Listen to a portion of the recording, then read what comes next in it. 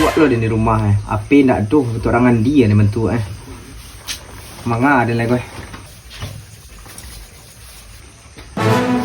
Kemana yuk? Kau pergi kedai ya? Pergi dia ke kedai ya? Suntuk ni di rumah nak bape kau Andi ada rasanya.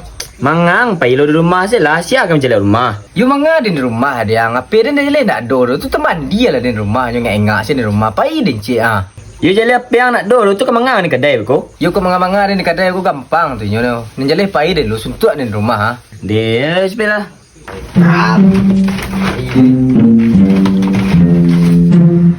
Bah keadaan rantau gini Maji.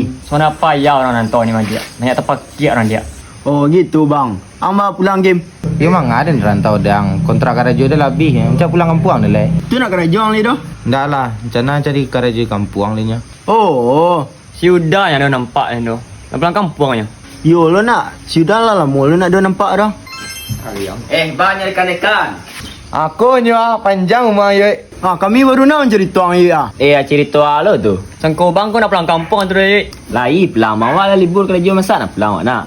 Dan cali anak dah berubah je lah dari dulu dah. Sama juang nak do berubah bentuk anu hitamnya tu. Ye kawan yang tu ye. Yang mana aku bang? Ada yang berdua jualan tadi pagi tu Oh itu ya kawan yang tu baik mah. Gak lain lo mah dia mah. Lain bah aku. Kok dan cali ya agak lain lo tuanya. Gak lain bah lo dah gua. You agak lain dan cali tu. Oi, ang mangang ko. Tenang milang. Kadang aku banyak jin. Biar dia merasian lu. Biar ramai orang ke kadang aku. Macam lihat lah sian aku.